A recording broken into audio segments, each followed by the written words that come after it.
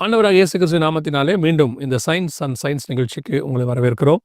நம்மோடு கூட ரூபன் வந்திருக்கிறாங்க. அவங்க தொடர்ச்சியாக நமக்கு கேள்விகளுக்கான பதில்கள் சொல்லிக்கொண்டே இருக்கிறாங்க. இந்த கேள்வி பதில் இதெல்லாம் நம்ம தொடர்ச்சியாக பார்த்துட்டு இருக்கோம் இல்லையா? இப்போது பிரதர் அவங்களுடைய ஓன் சேனல் ஒன்று தொடங்கியிருக்காங்க, YouTube channel. Voice of Bible அப்படிங்கிறதான ஒரு யூடியூப் சேனல் தொடங்கியிருக்காங்க. அந்த நேம் உங்களுக்கு டிஸ்பிளே பண்ணுவாங்க. அதில் போனீங்கன்னா இந்த ப்ரோக்ராம்ஸ் எல்லாத்தையும் நீங்கள் பார்க்க முடியும். ஆனால் ஆரம்பத்துலேருந்து வரும், 1 to 3 எபிசோடாக வரும். இதுலேயும் வரும், இதில் வந்து இந்த அப்டேட்டட் வெர்ஷன்ஸ் வரும். இப்போ நம்ம தொடர்ச்சியாக வரதெல்லாம் வரும். அது மட்டும் இல்லாமல் சகோதரர் கொடுத்த செய்திகள் எல்லாமே அதில் இருக்குது. நீங்கள் அதுலேயும் போய் பார்த்து கொள்ளலாம். வாங்க, இன்றைக்கி நம்ம அவர்கிட்ட சில கேள்விகளை கேட்க போகிறோம்.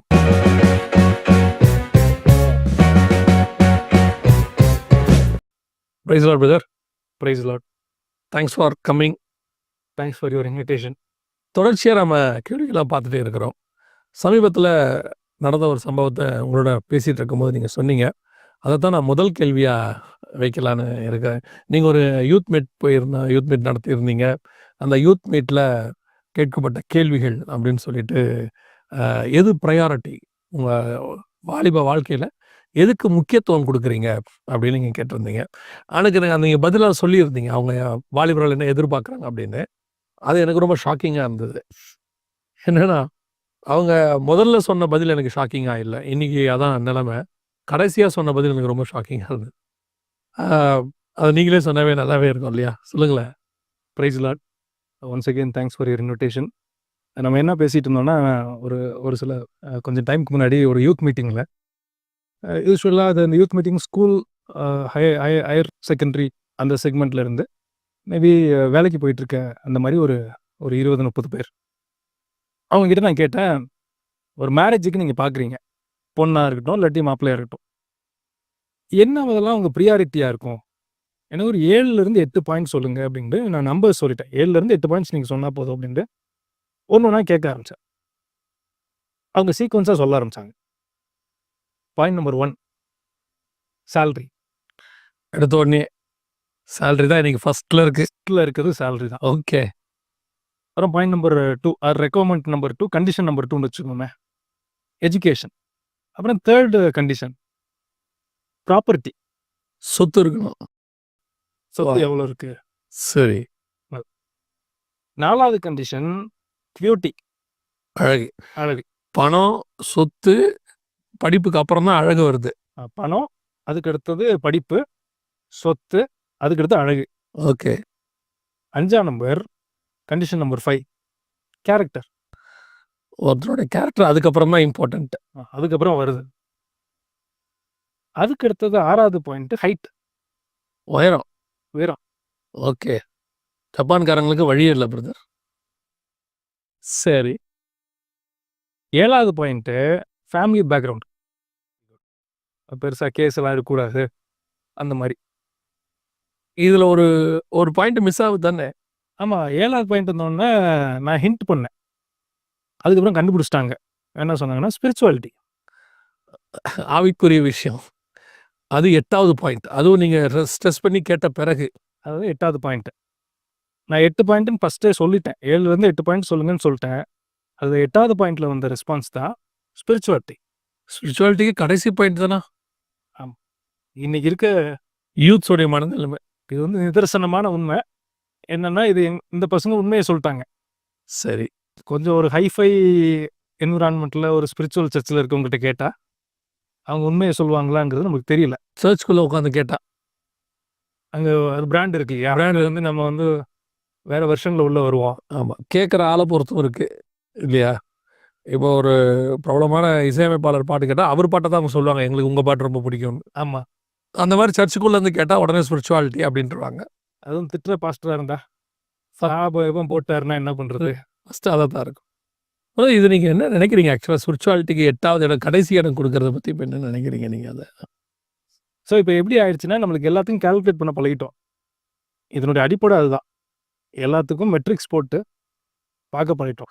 உண்மையிலேயே கால்குலேட்டிவ் மைண்ட். ஸோ அது வந்து இல்லைன்னு சொல்கிறது இல்லை. இது நீங்கள் நிதர்சனமான உண்மையாக தான் நான் பார்க்குறேன். நான் உலகளாவிய இந்த ஸ்டாட்டிஸ்டிக்ஸை நான் உலகளாவிய ஸ்டாட்டிஸ்டிக்ஸாகவே எடுத்துக்கிறேன். ஏன்னா எங்கே போய் கேட்டாலும் முதல்ல எடுத்த உடனே மாப்பிள்ளை எங்கே வேலை பார்க்குறாரு, அமெரிக்காலன்னா ஆண்டவர் சித்தம் தான். அமிச்சிக்கிறன்னா கொஞ்சம் யோசிச்சு தான் சொல்லணும் அதை. ஆப்கானிஸ்தான்னா கட்டாயமாக சித்தம். ஆனால் ஆப்கானிஸ்தான் தேவ சித்தமே இல்லை அது இல்லையா? அப்போது இதை வச்சு நம்ம இன்னைக்கு என்ன இவங்களுக்கு சொல்ல போகிறோம் நம்ம? ஸோ இப்போ இது இந்த பார்த்துட்டோம் இல்லையா, இது விளைவு, இதனுடைய ஆரம்பம் ஓகே. ஏன் இந்த யூத்ஸ் இந்த மாதிரி யோசிக்க தொடங்கினாங்க? எப்போலேருந்து இது யோசிக்க ஆரம்பித்தோம்? ஓகே. எனக்கு இன்னும் ஞாபகம் இருக்குது, எங்கள் அம்மா ஒரு டீச்சராக இருந்தாங்க. யாராவது சில பேர் வந்து எங்கள் அம்மாட்ட பேசினது இன்னும் ஞாபகம் இருக்குது. அப்போ வந்து சம்பளத்தை பார்க்கலன்னு நான் சொல்ல மாட்டேன், சம்பளத்தை பார்த்தாங்க.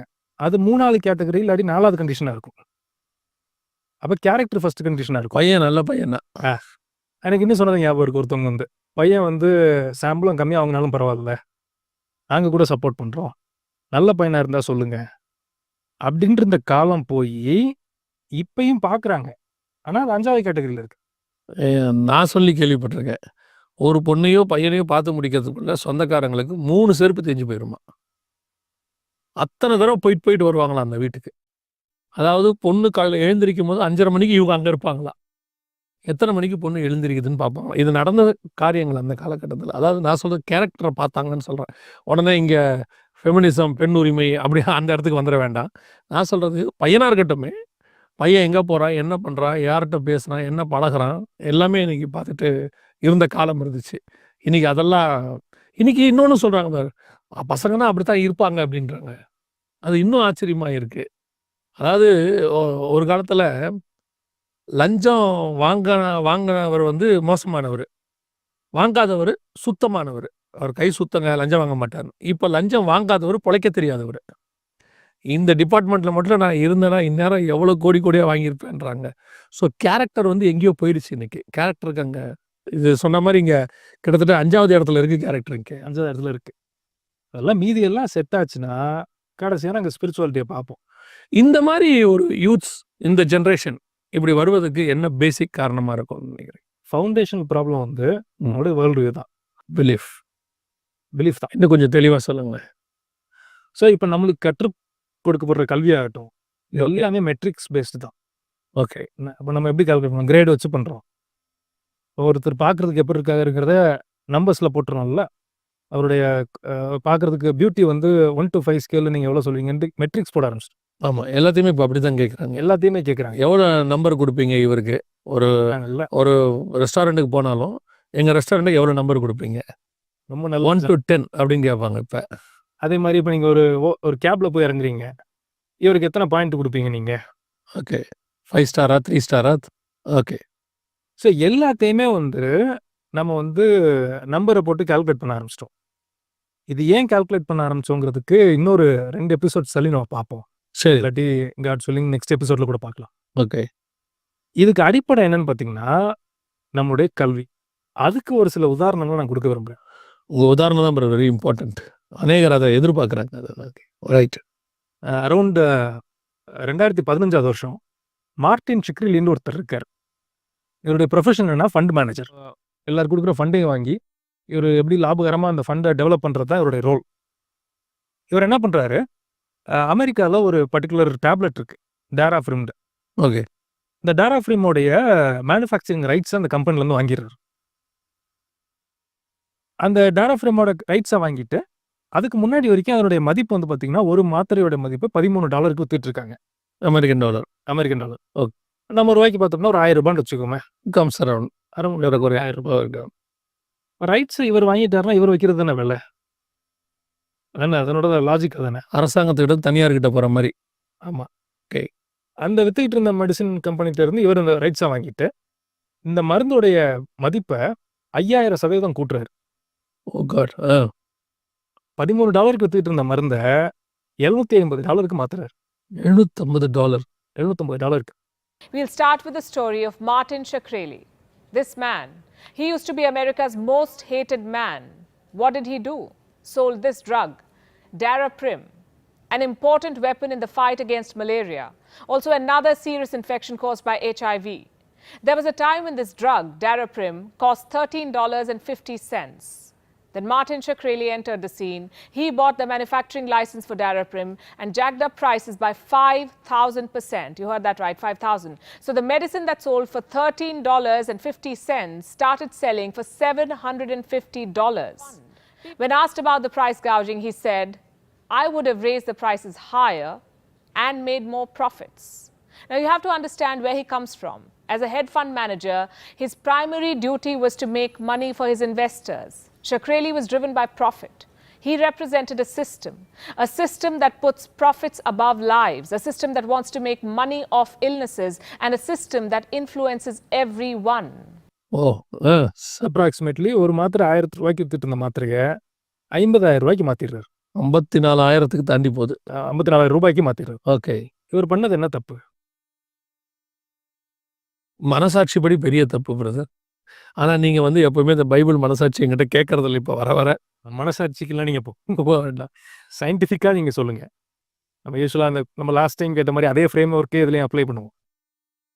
சயின்டிஃபிக்கா இன்னைக்கு உலகத்தை பொறுத்த வரைக்கும் இவர் வந்து மிகப்பெரிய அறிவாளி. மிகப்பெரிய பிரில்லியன்ட். அதுவும் என்ன சொல்லுவாங்கன்னா, இப்ப சொல்றாங்க, ஒரு தோத்து போன விழுந்து கடந்த ஒரு கம்பெனியை தூக்கி மேல நிறுத்திட்டாரும்பாங்க. 5000% லாபம் சம்பாதிக்கிற மாதிரி மாத்திருக்காரு. Mathematically is a genius. Business வியூவில் பார்த்தீங்கன்னா இஸ் அ பிரில்லியன்ட் ஒரு டெசிஷன் மேக்கர் தான் நம்ம சொல்லுவோம். இந்த மாதிரி தான் நம்ம வாழ்க்கையில் அநேக காரியங்களில் மனுஷங்க நம்பர் போட்டு இப்போ யோசிக்க ஆரம்பிச்சிட்டோம். இதை ஒரு ரோல் மாடலாவோ அல்லது இந்த பேட்டர்ன்ல தான் எஜுகேஷனும் மாறுது. எஜுகேஷனுக்கு தான் மாறுது. ஓகே. இந்த எஜுகேஷனே இப்படி போயிட்டு இருக்க நேரத்தில் சயின்டிஃபிக் ஏத்திசம் வந்து இதில் நல்லா எண்ணெயை ஊற்றி வளர்த்து விட்டுருது. காட் இல்லைன்னா உங்களுக்கு ரெஃபரன்ஸ் இல்லை. நன்மை தீமை என்னங்கிறத நீங்களே டிசைட் பண்ணிக்கலாம். போன எபிசோட்ல அதை பற்றி பேசியிருக்கிறோம். ஓகே. டிசைட் பண்ணிக்கலாம். அப்படி இப்படி ஒவ்வொரு விஷயத்துல நீங்கள் யோசிக்கும்போது சயின்டிஃபிக்காக பார்த்தீங்கன்னா ரொம்ப நல்ல பிரில்லியன்ட் வரும். ஆனால் இதனோட விளைவு என்னவா இருக்கும்னு நினைக்கிறேன். அவரை பொறுத்த வரைக்கும் அது நன்மை தான். அவருக்கு அது தீமை என்பதே தெரியாது. ஏன்னா காடு தெரியாது. காடோ பைபிளோ தெரிஞ்சால் மட்டும்தான் எது நன்மை தீமைன்னு தெரியும்.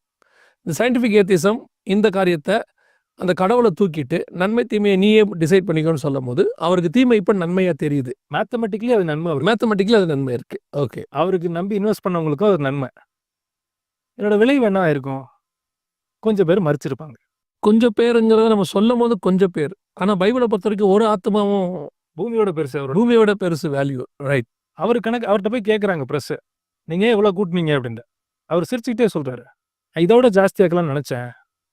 நீங்கள் யோசிச்சு பாருங்க, 1000 ரூபாய் மருந்து 50,000 ரூபாய் கொடுத்து ஒருத்தர் வாங்கணும்னா எத்தனை பேர் வாங்க முடியும்? ஓகே. இதுக்கு பெரிய ப்ரொட்டஸ்ட் நடந்தது. லா மேக்கர்ஸ் இன்வால்வ் ஆனாங்க. 2020 வரைக்கும் அந்த மருந்து அதே காஸ்ட்லாம் வித்துட்டு இருந்திருக்குன்ட்டு ரிப்போர்ட் சொல்லுவோம். அதாவது ஒரு மனிதனுடைய அடிப்படைக்குள்ள சயின்டிஃபிக் ஏத்திசம் என்ன மாற்றத்தை கொண்டு வருது? அந்த வேர்ல்டு வியூ, அந்த நம்பிக்கை. இப்போ எனக்கு தெரிஞ்சு பிலீவர்ஸ் இப்போ இந்த மாதிரி தானே யோசிக்க தொடங்கி இருக்கிறாங்க. அப்படி யோசிச்சதுனால தான் நான் அந்த ஃபர்ஸ்ட் 8 பாயிண்ட் சொன்னேன் இல்லையா, அந்த பாயிண்டோட அடிப்படை இந்த மாதிரி யோசிக்க தொடங்குனதுனால தான். இவங்களை இம்பார்ட்டன்ட் இந்த நம்பருக்கும் பணத்துக்கும் இந்த மாதிரி காரியங்களுக்கு கொடுத்ததுனால தன்னுடைய லைஃப் பார்ட்னர் தேர்ந்தெடுக்கும் போது ஃபர்ஸ்ட் பாயிண்ட் சேலரியா இருக்கு. மெட்ரிக்ஸ் அதுதானே. அதானே நீங்கள் குவான்டிஃபை பண்ணுற மெட்ரிக்ஸ். ஏன்னா உலகம் அவங்கள தான் பிரில்லியன்ட்னு சொல்லுது. ஆமாம். நம்ம ஒரு 2 எபிசோடுக்கு முன்னாடி பார்த்தோம். ஒரு மனுஷனுடைய வேல்யூங்கிறது பணத்தை வைத்து தான் பார்க்கப்படுது. ஒரு அவனோட வேல்யூவே அதை வச்சு தான் பார்க்கப்படுது.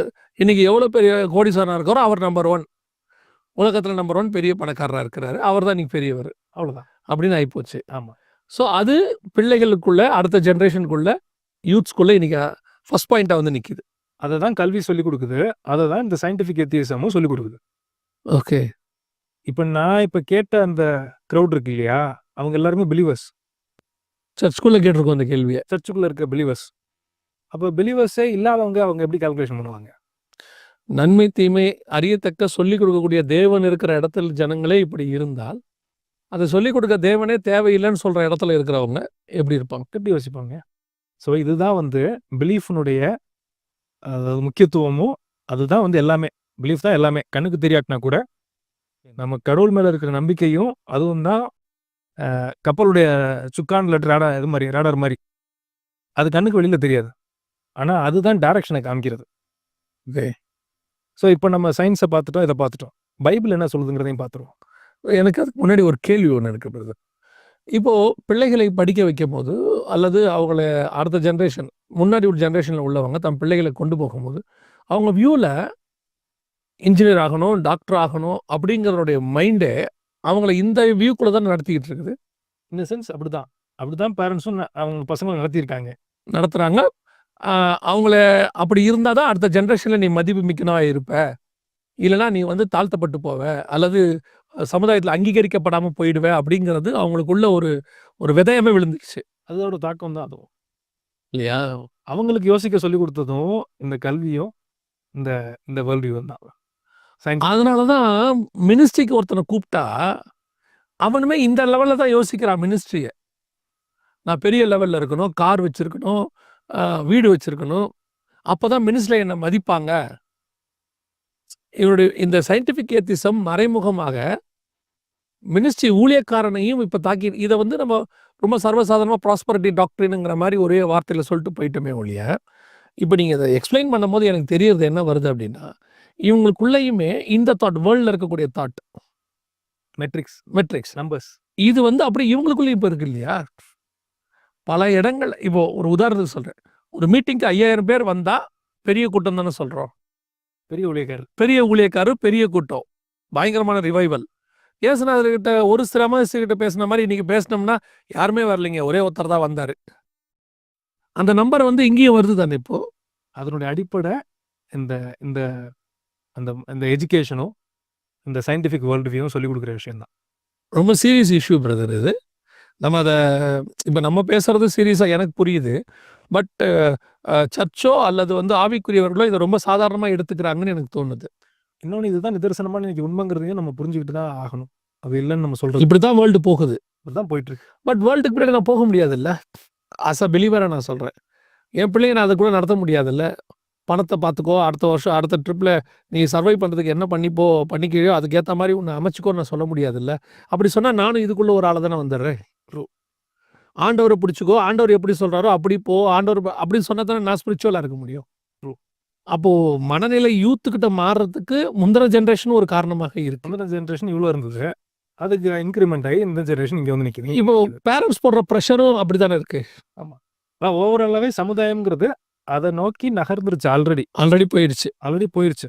இன்னும் போகலன்னுலாம் நம்ம சொல்றதுக்கு இல்ல. ஆல்ரெடி போயிருச்சு. நம்ம முடிஞ்ச அளவுக்கு எந்த அளவுக்கு நம்ம சேஃபா இருந்துச்சோ அந்த அளவுக்கு. நீங்க அந்த பைபிள் காரியம் சொல்லுதுன்னு சொன்னீங்களா? சொல்லுங்க. சரி, இப்ப பைபிள் என்ன சொல்லுது? மார்ட்டின் ஷெக்ரிலி இவர் பண்ண அவருடைய மேத்தமெட்டிக்ஸ்க்கு அது ரொம்ப கரெக்ட். பைபிள் என்ன சொல்லுது அப்படின்னு பார்த்தோம்னா, மரணத்திற்கு ஒப்புவிக்கப்பட்டவர்களையும் கொலையுண்ண போகிறவர்களையும் விடுவிக்க கூடுமானால் விடுவி, அதை அறியோம் என்பாயாகில் இருதயத்தை சோதிக்கிறவர் அறியாரோ, உன் ஆத்மாவை காக்கிறவர் கவனியாரோ, அவர் மனுஷனுக்கு அவனவன் கிரியைகளுக்கு பதிலளியாரோ. மார்ட்டின் ஷெக்ரிலி வந்து பண்ணது சயின்டிஃபிக் வேர்ல்ட்ல கரெக்ட். ஆனா காடோடைய பிரிசெப்ட்ஸ், அவருடைய சட்டம் என்ன சொல்லுதுன்னா, ஒரு மனுஷன் சாக போறானா, நம்மளால ஒருத்தனால விடுவிக்க முடியுங்கிற பட்சத்தை கட்டாயமா அவன் செய்யணும். இன்னும் கொஞ்சம் விலாவரியா சொல்லணும்னா, உங்ககிட்ட இருக்க மருந்தால அவனை காப்பாத்த முடியுமா? எவ்வளோ சீப்பா குடுத்து அவன காப்பாத்த முடியுமோ அவன காப்பாத்து. முடிஞ்ச அளவுக்கு. உன்னால அத ஃப்ரீயா குடுக்க முடியாத சூழ்நிலை கூட இருக்கும். ஏன்னா தயாரிப்பு செலவுன்னு ஒண்ணு இருக்கு. புரொடக்ஷன் காஸ்ட், அதுக்கப்புறம் சில மேனுஃபேக்சரிங் மாரி இருக்கு. உன்னால எவ்வளோ அத குடுக்க முடியுமோ, எவ்வளவு கொஞ்சம் குறைஞ்ச லாபத்துல குடுக்க முடியுமோ, அவ்வளோ குடுத்தாவது காப்பாத்து. முடிஞ்ச அளவுக்கு. அப்படின்னு பைபிள் சொல்லுது. அப்படி செய்யாத பட்சத்துல பார்த்துக்கிட்டே ஒருத்தர் இருக்காருன்னு சொல்லுது. உன் ஆத்மாவை சோதிச்சு ஒருத்தர் பார்த்துக்கிட்டே இருக்கிறாரு. பிரதர் இப்போ ஹாஸ்பிட்டல்ஸா இருக்கட்டும், ஸ்கூல்ஸா இருக்கட்டும், இவங்க எல்லாருமே இந்த வசனத்துக்கு ஆப்போசிட்டா இருக்கிற மாரி இல்ல. ஆண்டவருடைய ஜட்ஜ்மெண்ட் இல்லையா? ஏன்னா இவங்கள வந்து அந்த சயின்டிஃபிக் எத்திக்ஸ் என்ன பண்ணிருச்சுன்னா, கடவுள் உன்னை பார்க்கிறாருங்கிற பயத்தையே தூக்கிடுச்சு. அவரு இருக்கிறாருன்னு நம்புனா அந்த பயம் வரும். அது வரக்கூடாதுங்கிறதுக்காக தான் கம்ஃபர்டபுளா அதை அவர் ஒதுக்கிட்டாங்க. ஓகே. இதுல என்னன்னா, நம்ம இதுல ஒரு ஸ்பிரிச்சுவல் பாயிண்ட்டே சொல்லிடணும். ஐ திங்க் அது ரொம்ப இம்பார்ட்டன்ட்னு நினைக்கிறேன். ஒரு 10 வருஷத்துக்கு முன்னாடி ஒரு கேஸ் வந்தது. கேஸ் வரும்போது ஒரு குறிப்பிட்ட கட்சி வந்து அவங்களுடைய சிம்பலை போட்டு ஒரு இடத்துல உருவ சிலையா வச்சிடுறாங்க. அப்ப எதிர்க்கட்சி என்ன பண்ணும்? அப்போ ஆட்சியில் இல்லாத எதிர்க்கட்சி போய் கேஸ் போடுறாங்க. கேஸ் போட்டு இந்த பாருங்க, மக்கள் செலவுல வந்து இவங்க கட்சியோடைய சிம்பலை வச்சுட்டாங்க அப்படின்னு கேஸ் போடுறாங்க. எதிர்த்தரப்பு லாயர் போய் பேசுறாரு. அந்த கட்சியோட சிம்பலை வச்ச லாயர். அந்த தரப்பினர் லாயர் போய் இதுங்க இது வந்து எங்க சிம்பிள் கிடையாது. இது பெகசஸ் குதிரையில இருக்க விங்ஸோட சொரூபம். பெகசஸ் குதிரைங்கிறது நம்மளுக்கு தெரியும். கிரீக் மித்தாலஜில அந்த குதிரைக்கு 2 ரெக்கை இருக்கும். அதுதான் நாங்க வச்சிருக்கோம். இது எங்க கட்சி சிம்பிள் இல்லைங்க. அப்படின்னா இந்த கேஸ் இது ஒன்றும் பெரிய இது இல்லை. அது முடிஞ்சிருச்சுன்னு வச்சுக்கோமே. நீங்க யோசிச்சு பாருங்க. காடு வந்து ஒயிட் த்ரோன் ஜட்ஜ்மெண்ட்னு நம்மளுக்கு சொல்லியிருக்காரு. ரெவலேஷன்ல பார்க்குறோம். நான் சில பேர் பேசி கேட்டிருக்கேன். நாங்க வந்து காடு கிட்ட போய் ஆர்கியூ பண்ணுவோம். வசனம் இப்படி தானே சொல்லியிருக்குன்னு நாங்கள் பேசுவோம் அப்படின்லாம் சில பேர் சொல்கிறாங்க. நீங்கள் யோசிச்சு பாருங்க. காடுடைய ஒயிட் த்ரோனில் போய் இந்த மாதிரி நம்ம புத்திசாலித்தனத்தை காமிச்சு பேச முடியும்னு நினைக்கிறோமா? எனக்கு ஒன்று தோணுச்சு. என்னென்னா, சமீபத்தில் ஒருத்தர்கிட்ட பேசிகிட்டு இருக்கும்போது, நம்ம சினிமாலலாம் ஒரு காலத்தில் பார்த்துருக்குறோம். கணம் கோட்டார் அவர்களே அப்படின்னு சொல்லி இந்த அந்த வாதியே இருக்கார்ல, குற்றம் சாட்டப்பட்டவர், அவரே பேசுவார். லாயர் பேச மாட்டார். நானே வாதிடுகிறேன் அப்படின்லாம் சொல்லி எல்லாம் இறங்கி பேசுவோம். அப்புறம் கோர்ட்டில் என்ன நடக்கும்னு சொல்லிட்டு ஒரு வக்கீல்கிட்ட கேட்கும்போது, ஜட்ஜுக்கிட்ட ஒரு வார்த்தை பேச முடியாதான். கேட்குற கேள்விக்கு மட்டும்தான் ஆமா இல்லைங்கிற பதில தான் சொல்லணுமா. எக்ஸ்ட்ராவா இப்போ சமீபத்தில் படித்தேன். எக்ஸ்ட்ராவா ஒரு வார்த்தை ஆமா ப்ரோ அப்படின்னு ஒருத்தர் சொல்லிட்டாரு. ஜட்ஜா இது என்ன ப்ரோன்லாம் சொல்லிட்டு இருக்கீங்க, மரியாதையாக பேசுங்க அப்படின்னு ஒரு வார்த்தை எக்ஸ்ட்ரா சொன்னதுக்கு. எதுக்கு சொல்ல வரேன், இங்கே இருக்கிற நீதிபதிகளுக்கிட்டவே நம்ம பேசுறதுக்கு வாய்ப்பு இல்லை. ஒரு அட்வொகேட் தேவைப்படுறாங்க. இவங்க அட்வொகேட்டே வேணான்ட்டாங்க கிரைஸ்ட. இவங்க எப்படி போய் ஜட்ஜு கிட்ட நேராக பேசுவாங்க? என்னுடைய புரிதல் எனக்கு புரிஞ்சது. சிங்காசனம், வெள்ளை சிங்காசனத்தை பார்த்தோம்னாலே நம்மளுக்கு வந்து நாக்கு ஒட்டிடும். அதுல மேல இருக்கவரை பார்த்தா ஹார்ட் நின்றும். அவரை ஒருவரும் ஒரு காலம் கண்டதில்லை, பார்க்கவும் முடியாது. பார்த்தா அவ்வளோதான், முடிஞ்சிச்சு. அவர்கிட்ட போய் நம்ம எங்க பேசுறது, எங்கே ஆர்கியூ பண்ணுறது, நம்ம பாயிண்ட்டை வரை எடுத்து அவர்கிட்ட எங்கே வைக்கிறது? அது நம்ம கோர்ட்டில் வந்து இவங்க என்ன பண்ணியிருக்காங்கன்னு தெரியாது. நான் அங்கே இருக்கவர் ஒரு பிக்சல் ஆஃப் ஆர் லைஃப் அவருக்கு தெரியும்.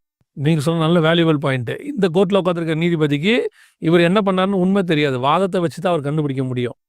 ஆனால் அந்த நீதிபதிக்கு எல்லாம் படம் மாதிரி இருக்குவாங்க. ஒன்றுத்தையும் அவர்கிட்ட மறைக்கவும் முடியாது, ஒன்றும் முடியாது. எக்ஸ்டென்ஷனில் பண்ணோம், என்ன மேக்னிடியூட்ல பண்ணோம், ஒரு இன்ச்சும் தெரியுமே. தெரியும். அவர்கிட்ட போய் எங்கே பேசுறது? போய் எங்கே?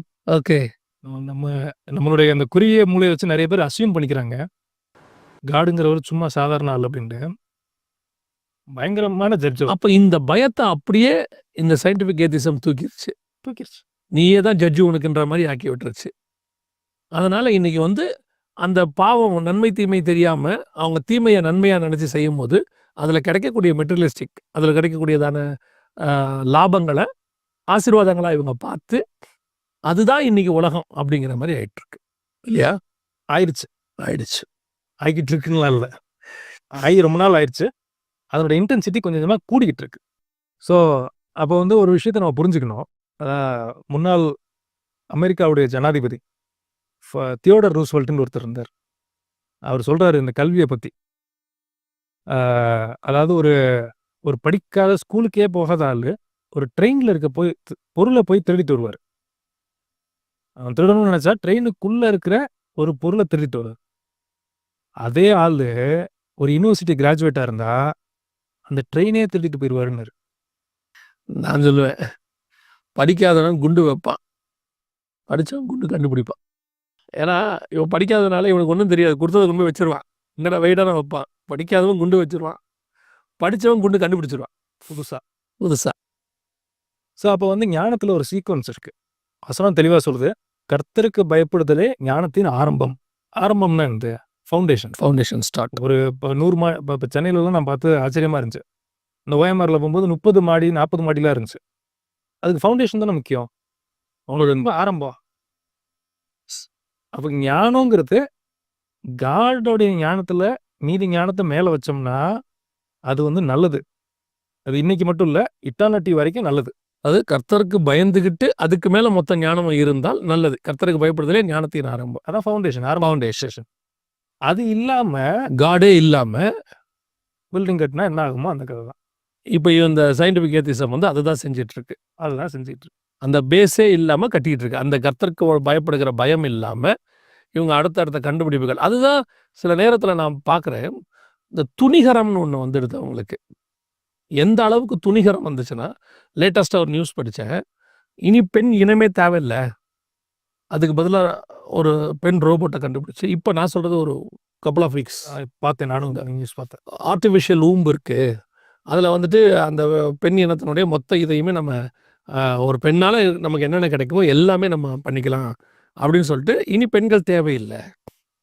ஆர்ட்டிஃபிஷியல் ஊம்போட வருது. நான் வந்து இத கண்டுபிடிப்பா பார்க்கல. துணிகரமா பார்க்குறேன். Against to nature. Against to God. Against to God. அவங்க பார்வையில அகைன்ஸ்ட் டு நேச்சர். நம்ம பார்வையில அகைன்ஸ்ட் டு காட் அது. காட் ஒண்ணு கிரியேட் பண்ணியிருக்கிறாரு. அது துணைன்னு சொல்லியிருக்கிறாரு. அது இல்லாமல் இருக்கிறது நல்லது அல்லங்கிறாரு. அப்படி ஒரு படைப்ப தேவையில்லைன்னு ஒருத்தன் சொல்றான். அதுக்கு காரணம் வந்து இந்த ஞானம். ஆனா இந்த ஞானம் வந்து கர்த்தர் பயப்படாத ஒருத்தர் செய்யறது அது. கர்த்தருக்கு பயந்து அவன் செய்ய போறதில்லை இத. டெஃபினட்டா பண்ண மாட்டான். அப்படி நீங்க எடுத்துக்கிட்டீங்கன்னா, இந்த குறிப்பிட்ட ஒரு 30, 40 வருஷத்துக்குள்ள, இல்ல ஒரு 50, 60 வருஷத்துக்குள்ள இந்த கண்டுபிடிப்புகள் கர்த்தருக்கு பயப்படாம கண்டுபிடிச்சதா தான் இருக்குது. கண்டுபிடிச்சதா இருக்கு. அதை யூஸ் பண்ற வழிமுறை, கண்டுபிடிச்ச முறைகள் எல்லாமே வந்து கர்த்தருங்கிற அந்த பயப்படுதலுக்கு மேல இல்லாத ஞானம் இது. Self centred wisdom. ஆமா. இப்ப அதனால இவங்களுக்கு கிடைக்கக்கூடியதான பலன்கள் வந்து வேர்ல்ட்லி. அதனால அவங்களுக்கு இது தப்பாவே தெரியல இப்ப. ஒரு வசனத்தை மட்டும் ஹிண்ட் பண்ண விரும்புறேன். வசனம் சொல்லுது, நன்மையான எந்த ஈவும் பூரணமான எந்த வரமும் அது ஜோதிகளின் பிதாவின் இடத்துலேருந்து வருதுன்னு நம்ம வாசிக்கிறோம். ஆமா. இதனுடைய இன்னொரு இம்ப்ளிகேஷன், நன்மனா என்னங்கிறத டிஃபைன் பண்ணக்கூடிய ஒரே ஆளு காட் தான்.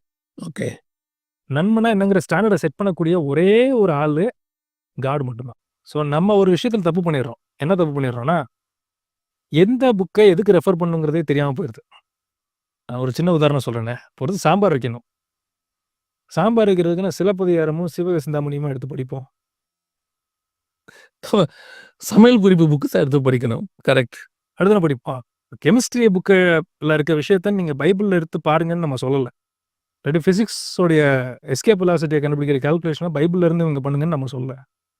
நம்ம என்ன சொல்கிறோன்னா, எஸ்கேப் வெலாசிட்டி சொல்கிற புக்கில் போய் நன்மை என்ன தீமை என்னன்னு பார்க்காதீங்கன்னு சொல்கிறோம். ஓகே. கெமிஸ்ட்ரி புக்கில் ஃபிசிக்ஸை தேடாதீங்க. ஃபிசிக்ஸ் புக்ஸில் தமிழ் ஆர்கியாலஜியை தேடாதீங்க. சமையல் குறிப்பை தேடாதீங்க. அதே மாதிரி நன்மை என்னங்கிறத நன்மை சொல்லாத புக்கில் போய் தேடாதீங்க. அதுக்கு தெரியாத புக்கில் போய் தேடாதீங்க. தெரிஞ்ச புக்கில் தேடுங்க. நன்மை தீமை என்னன்னு தெரிஞ்சவரும், அதை எழுதி கொடுத்தவரும், அதை பகுத்தறிஞ்சு வச்சிருக்கிறவரும் அந்த புக்கில் போய் படிங்க. அப்போ உங்களுக்கு நன்மை தீமை தெரிய போகுது. கரெக்ட்.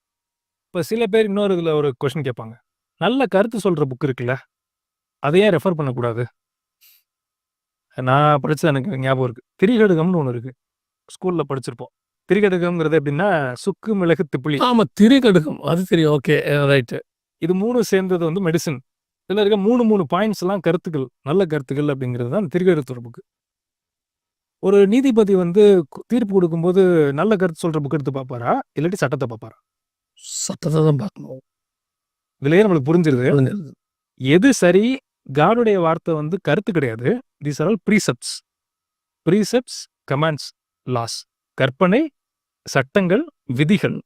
ஸோ எதை ரெஃபர் பண்ணுங்கிறத நம்ம தான் முடிவு பண்ணிக்கணும். ஸோ நன்மை தீமை என்ன அப்படிங்கிறத அதை சொல்லக்கூடிய ஒரே புஸ்தகம் இருக்கு. அதை எழுதி கொடுத்த ஒரு தேவன் இருக்கிறார். அங்கே போய் தேடணும், அவரை தேடணும். அப்போ நன்மை தீமை என்னன்னு தெரியும். அந்த நன்மை தீமை தெரியக்கூடிய கடவுள் மேலே நீங்கள் பயத்தோடு உங்கள் ஞானத்தை செலவிடும் பொழுது உங்களுடைய எல்லா காரியங்களும் சக்ஸஸ்ஃபுல்லாக இருக்க போகுது. சக்ஸஸ்ஃபுல்லாக இருக்கும். இட்டர்னிட்டி வரைக்கும் அது இட்டர்னிட்டி வரைக்கும் பாதுகாப்போம். ரொம்ப அழகான எக்ஸ்பிளனேஷன், ரொம்ப தெளிவாக இருந்துச்சு பிரதர். கர்த்தருக்கு சித்தமானால் தொடர்ச்சியாக இதை பற்றி நம்ம இன்னும் கொஞ்சம் கூட டீட்டெயிலாக பார்க்கலாம். இந்த நிகழ்ச்சிக்கு நீங்கள் வந்ததுக்கு ரொம்ப நன்றி. மீண்டும் ஒரு விசை சகோதரருடைய சேனல் இருக்குது. இதுதான் அந்த சேனலுடைய பெயர். நீங்கள் பார்க்கலாம். அதுலேயும் போய் இந்த செய்திகள், இந்த மாதிரி காரியங்களை நீங்கள் பார்க்க முடியும். தொடர்ச்சியாக எங்களுக்காக ஜெபித்துக் கொள்ளுங்கள். அடுத்த எபிசோடில் இதை விட இன்னும் கொஞ்சம் காரியங்கள் கர்த்தருடைய வருகை தாமதிக்குமானால் நாம் சந்திக்க போகிறோம். God bless you.